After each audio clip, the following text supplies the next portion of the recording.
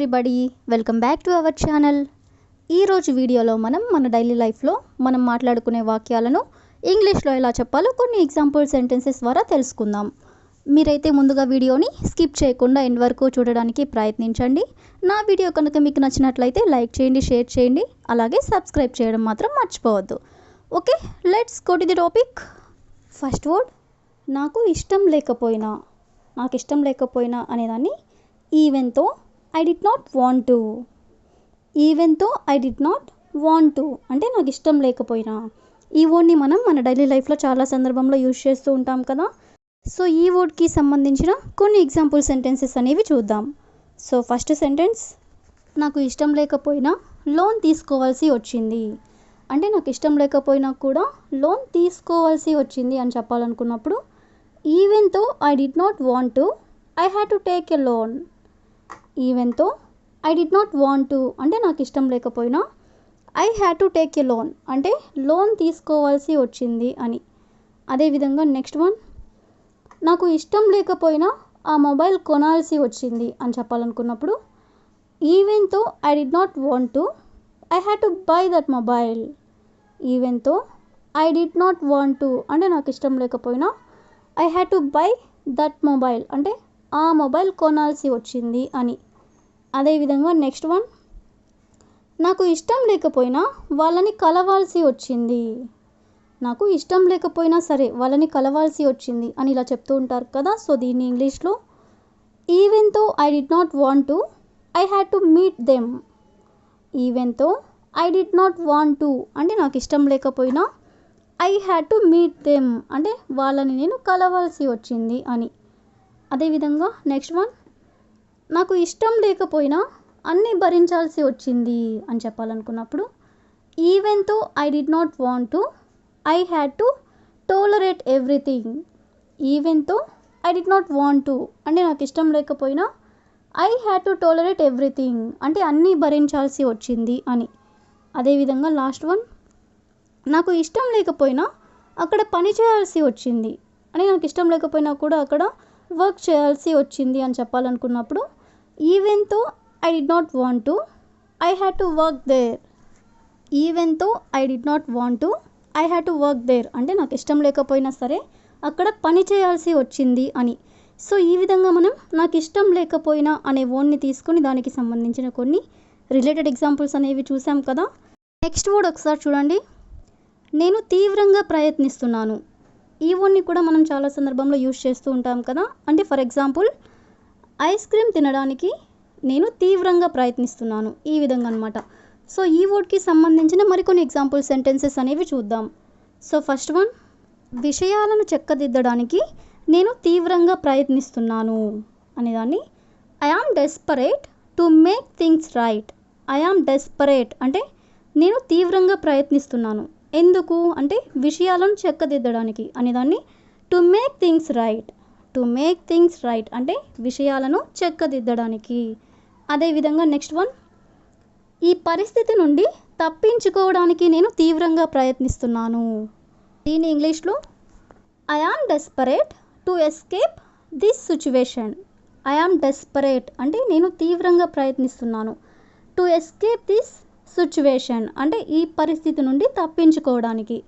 అదేవిధంగా next one, నన్ను నేను నిరూపించుకోవడానికి నేను తీవ్రంగా ప్రయత్నిస్తున్నాను.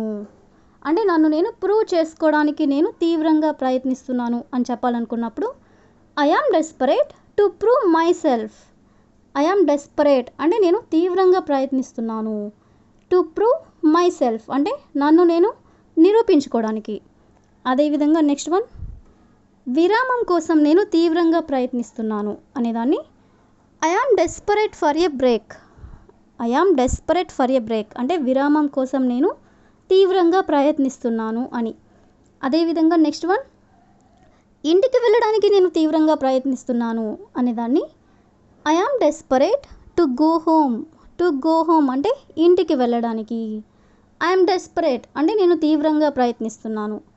అదేవిధంగా నెక్స్ట్ వన్, మంచి భోజనం కోసం నేను తీవ్రంగా ప్రయత్నిస్తున్నాను అని చెప్పాలనుకున్నప్పుడు I am desperate for a good meal.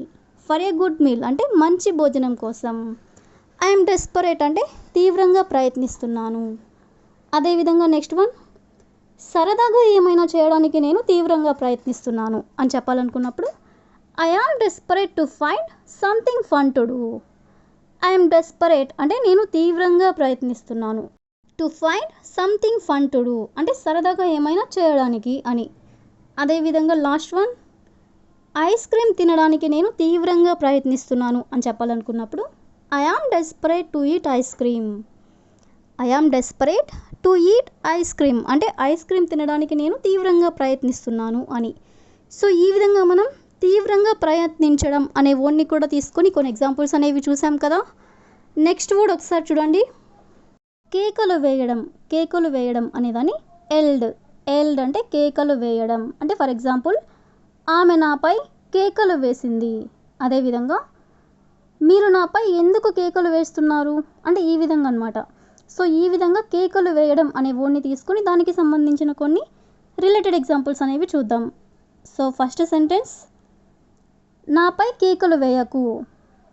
నాపై కేకలు వేయకు అని చెప్పాలనుకున్నప్పుడు డోంట్ ఎల్ ఎట్ మీ.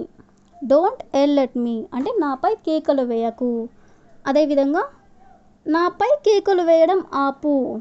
నాపై కేకలు వేయడం ఆపు అనాలనుకున్నప్పుడు stop yelling at me. Stop yelling at me అంటే నాపై కేకలు వేయడం ఆపు అని. అదేవిధంగా నెక్స్ట్ వన్, అతను ఎల్లప్పుడూ నాపై కేకలు వేస్తాడు అంటే ఎల్లప్పుడూ నన్ను అరుస్తూ ఉంటాడు అని. సో దీని ఇంగ్లీష్లో he always else at me. He always అంటే అతను ఎప్పుడు, ఎల్స్ ఎట్ మీ అంటే నాపై అరుస్తూ ఉంటాడు అని. అదేవిధంగా నెక్స్ట్ వన్, అతను నాపై ఎందుకు కేకలు వేశాడు అంటే ఎందుకు నా మీద అరుస్తున్నాడు అని ఈ విధంగా అడగాలనుకున్నప్పుడు why did he yell at me. Why did he yell at me అంటే అతను నాపై ఎందుకు కేకలు వేశాడు అని. అదేవిధంగా నెక్స్ట్ వన్, అతను నీపై కేకలు వేశాడా అంటే నిన్నేమన్నా అన్నాడా అని ఈ విధంగా అడగాలనుకున్నప్పుడు did he yell at you. Did he yell at you అంటే అతను నీపై కేకలు వేశాడా అని. అదేవిధంగా అతను నీపై ఎప్పుడు కేకలు వేశాడు అనాలనుకున్నప్పుడు when did he yell at you. When did he yell at you అంటే అతను నీపై ఎప్పుడు కేకలు వేశాడు అని. సో ద లాస్ట్ వన్, మీరు నాపై ఎందుకు కేకలు వేస్తున్నారు అంటే నాపై ఎందుకు మీరు అరుస్తున్నారు అని అడగాలనుకున్నప్పుడు why are you yelling at me. Why are you yelling at me అంటే మీరు నాపై ఎందుకు కేకలు వేస్తున్నారు అని. సో ఈ విధంగా మనం కేకలు వేయడం అనే వర్డ్ని కూడా తీసుకొని కొన్ని ఎగ్జాంపుల్స్ అనేవి చూసాం కదా. So that's all for today. I will ask you a question for you. ఆమె ఎప్పుడు కేకలు వేస్తూ ఉంటుంది. ఆమె ఎప్పుడు కేకలు వేస్తూ ఉంటుంది. So if you know this one in English, please you can comment in the comment section. Thank you for watching.